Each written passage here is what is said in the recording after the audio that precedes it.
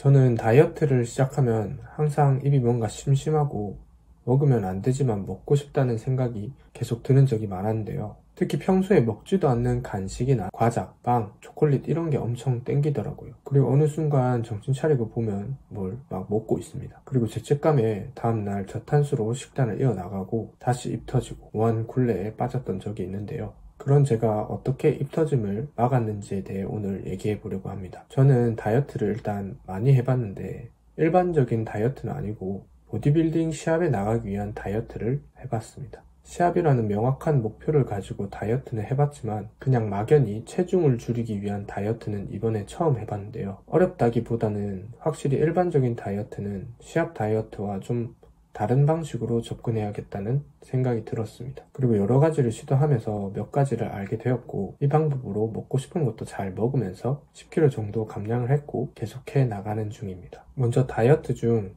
입 터짐이 왜 오는지부터 알아야 됩니다. 되게 다양한 이유가 있지만 첫 번째로는 일반적으로 과도한 당 제한으로 인해서 내 몸이 정말 탄수화물을 원하는 상태가 오기 때문입니다. 보통 다이어트를 시작하면 어제까지만 해도 나랑 친했던 탄수화물은 나의 적, 탄수화물 먹으면 살찐다 라고 생각하고 극단적으로 당을 줄이는 경우가 많습니다. 그리고 약속한 것처럼 탄수화물은 먹지 않고 단백질과 야채만 조금 먹으면서 생활합니다. 그러면 자연스럽게 몸에서 갑작스럽게 줄인 당을 달라고 소리를 칠 거고 우리는 그걸 못 버티고 과자나 빵, 초콜릿 같은 식품을 막 먹게 됩니다. 이럴 경우는 해결 방법은 간단합니다. 탄수화물을 먹으면 됩니다. 본인의 기초 대사량에 맞게끔 100칼로리 정도 낮춰서 전체적인 영양을 맞추고 먹으면 당이 부족해서 입 터짐이 일어나는 일은 없을 겁니다. 당뇨나 고혈압, 이런 질환이나 음식에 대한 알러지가 있지 않은 이상 이 세상엔 나쁜 음식, 좋은 음식은 없다고 생각합니다. 좋은 음식도 많이 먹으면 나쁜 음식이 되고 반대로 나쁜 음식이라고 불리는 음식도 적정량만 지키며 먹으면 나에겐 입 터짐을 막아줄 수 있는 좋은 음식이 될 수 있습니다. 근데 나는 당을 극단적으로 제한하지도 않고 식사도 잘 챙겨 먹는데 어느 순간 단 게 땡기거나 군것질이 먹고 싶을 때가 있다 하시는 분도 있을 겁니다. 저도 다이어트를 하다 보면 이유 없이 뭔가를 먹고 싶을 때가 많습니다. 특히 초콜릿 같은 자극적인 것을 먹고 싶을 때가 많습니다. 처음엔 저도 다이어트는 어쩔 수 없다, 음식을 참는 게 숙명이다 하면서 꾹꾹 버티기만 했었는데 그렇게 하니 내 안에 있는 다른 자아가 나와서 또다시 입이 터지더라고요. 그래서 다이어트에 먹으면 괜찮은 대체식품을 찾아보다가 단백질 바인 퀘스트바를 알게 되었습니다. 이 퀘스트바의 장점은 일단 엄청 달달합니다.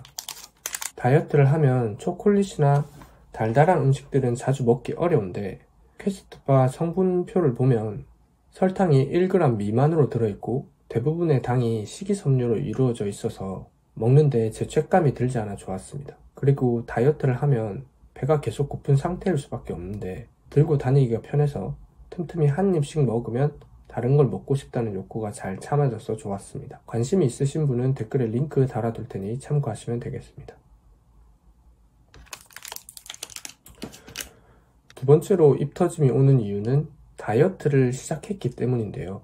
사실 다른 거 다 필요 없고 저는 이것을 고치기 위해 노력을 많이 했습니다. 저는 다이어트를 시작하는 순간부터 깔끔한 음식 말고는 먹으면 안 된다라고 생각을 많이 했었는데요. 아마 이건 모든 분들이 같을 겁니다. 그렇게 생각하니 평소에 먹고 싶지도 않던 과자, 빵 같은 게 생각이 나고 더 다이어트가 힘들었습니다. 그래서 저는 다이어트의 정의를 저 혼자서 다시 세워보기로 했는데요. 다이어트를 시작하면 보통 빼고 싶은 몸무게를 정하거나 체중을 목표로 잡고 시작합니다. 예를 들어 5kg을 빼겠다, 60kg을 만들겠다처럼 말이죠. 근데 저는 이 숫자로 목표를 정하는 게 틀렸다고 생각했습니다. 제가 다이어트를 하는 이유는 저는 체중이 많아지면 되게 게을러집니다. 게을러짐과 동시에 주변도 어지러워지고 해야 될 일을 계속해서 미루죠. 그리고 그 일들은 굴러가는 눈덩이처럼 해결하기 어려워질 만큼 커집니다. 그래서 그걸 해결하기 위해서 다이어트를 시작한 건데 저도 모르게 습관처럼 숫자로 목표를 정해서 다이어트를 했습니다. 숫자로 목표를 정해서 다이어트를 하다 보니 치팅데이 때도 무언가 먹어도 맛있게 먹지 못했고 살이 찌면 그 체중에서 멀어져 다이어트가 실패할 것 같다는 불안감도 생겼습니다. 그러고는 망했다, 하면서 다이어트를 실패했습니다. 이번에는 조금 다르게 목표를 세워 게으르지 않는 사람이 되기 위해 다이어트를 한다. 나는 건강을 되찾고 해야 할 일들을 미루지 않기 위해 다이어트를 하는 사람이다 라고 정체성을 가지고 시작하니 마음이 훨씬 가벼워졌습니다. 숫자에 연연하지 않고 내가 정말 바라왔던 사람이 되길 바라면서 다이어트를 하니까 빨리 체중이 빠지지 않아도 체중이 늘어도 조급함이 생기지 않았고 다이어트를 훨씬 즐겁게 할 수 있었습니다. 그렇게 다이어트를 하니 확실히 뭘 먹는데도 부담이 적어졌고 체중이 많이 줄지는 않았지만 내 목표에 가까워지고 있다는 생각도 들었습니다. 여러분들도 다이어트를 할 때 목표를 숫자로 잡고 시작하기보단 내가 왜 도대체 다이어트를 생각했는지에 대해 깊게 고민해 보시고 숫자가 아닌 다이어트를 성공한 내 모습을 목표로 정해서 시작하면 훨씬 더 마음이 편하게 다이어트 할 수 있을 거라 생각이 듭니다. 이 방법도 사실 매번 영상에서 말하는 지속이 가능하게끔 만들기 위해 생각을 해보았던 방법입니다. 아무리 좋은 방법이라도 나에게 맞지 않는 방법은 좋은 방법이 아니고 내가 정말 원하고 할 수 있는 방법은 무엇인지 생각해보고 지속할 수 있게끔 노력하는 것이 다이어트를 하는 데 있어서 중요하다 생각합니다. 오늘 영상이 도움이 되셨다면 구독과 좋아요 부탁드리겠습니다. 감사합니다.